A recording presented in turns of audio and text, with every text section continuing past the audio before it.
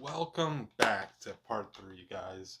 And this one, we're going to be going over the next tier on this urban legends iceberg. Bear with me though, these stories in this one, I'm going to show it up on the screen. I haven't really heard too much about, so I'm going to be um, pulling them up and actually reading about them.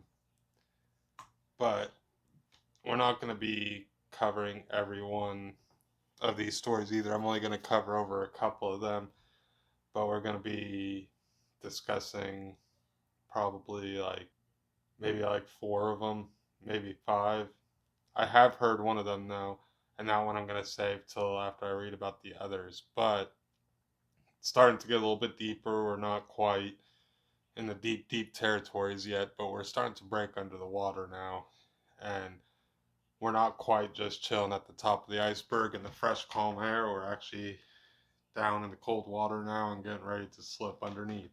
So let's go ahead and see what some of these are going to be talking about, and we'll see if any of these are things that you guys have heard about.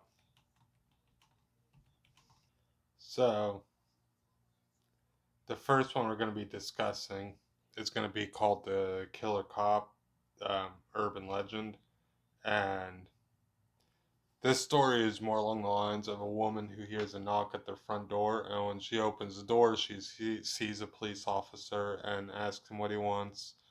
And he tells her that there's a serial killer that's been around the area and everyone should stay inside and lock their doors. And she lets the cop inside and locks the door, then sat at her table, and the police officer began to laugh. When she asks what he's laughing about, he asks her why she would let a serial killer inside her home, and before she could race to the door, he stabs her and proceeds to cut her throat.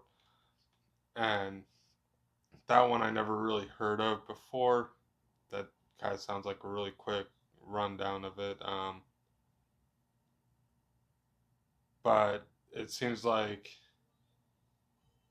it more or less was a urban legend about a serial killer who partakes as a police officer to kind of give a false sense of security and gains access to the home. And I believe that urban legend might actually be based off real events. That I do not know for sure, though.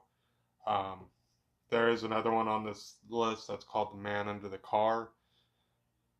I've been trying to pull it up. I can't really seem to find anything about it. It keeps referring back to the killer in the back seat, which we covered in part 2 of this story of this video series. Um, so I don't quite know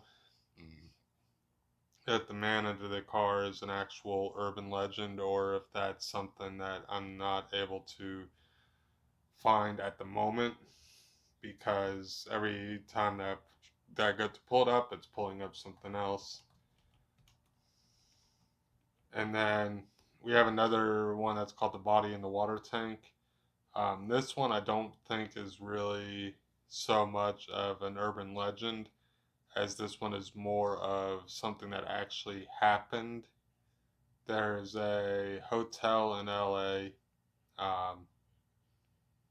I think it's the Cecil Hotel, and there's actually in February of 2013, they actually found the body of a Chinese Canadian tourist, Elisa Lam. I'm sorry if I'm mispronouncing that.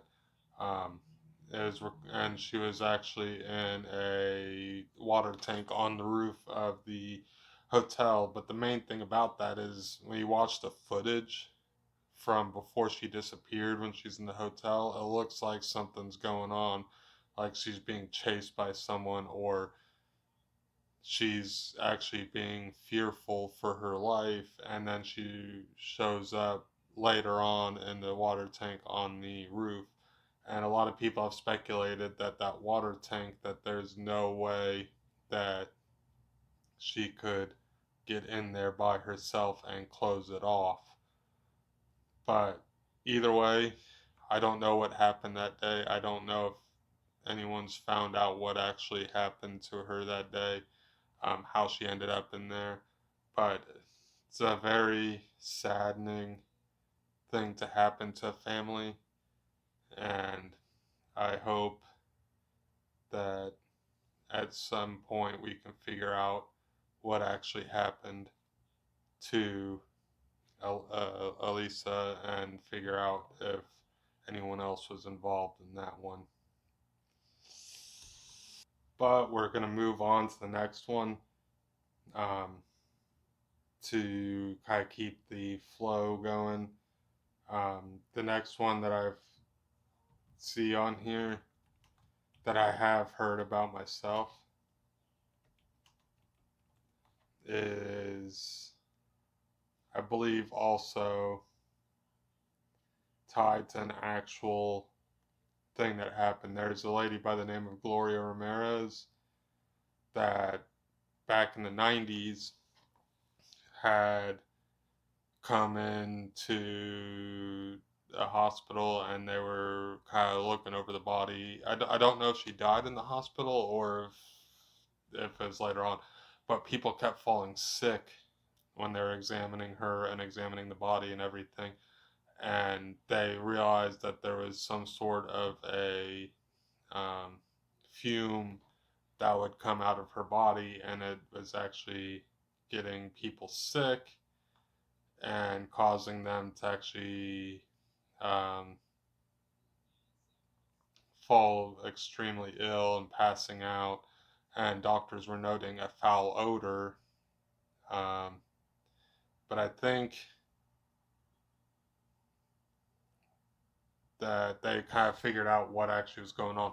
And there's a thing called dimethyl sulfate, and essentially every known side effect of that, short of death, was actually being exhibited by those that smelled her blood and was talking about those toxic fumes that are coming out. Um, the main thing that is confusing people though, um, was that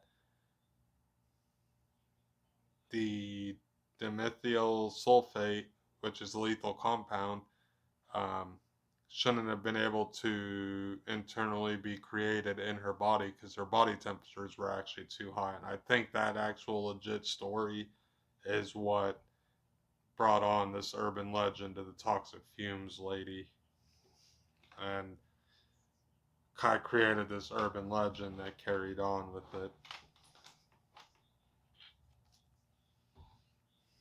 Now, the next urban legend that I've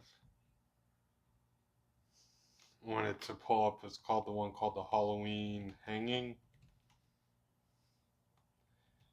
And I think that one actually is kind of an urban legend that is tied, if I remember correctly, about someone that was trying to set up a decoration in front of their house and they were practicing for a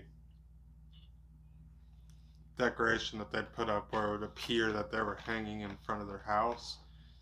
And it essentially came down that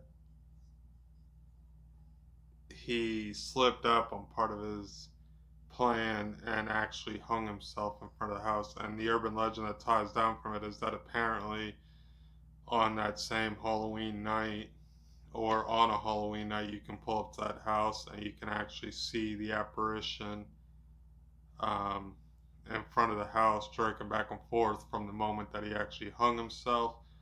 And that from then on Halloween night, you're gonna see that apparition keep showing up, which I believe would be more of a um, not really so much as an intelligent haunting, because if they're not intelligent, it's just kind of replaying what happened at certain times of the year. It's kind of like a videotape will keep replaying was recorded on it, it will keep running through that. Now, with that being said, I just wanted to cover on a couple of topics on this one. I do apologize if it seemed a little bit more of a boring or a longer video this time around.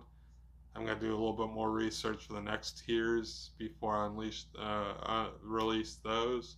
But I do hope you guys enjoyed. If you're into this type of content, feel free to click that subscribe button down below as well as the bell notification. And I'm gonna leave a couple links in the description if you want to support the channel on either Patreon or buy me a coffee.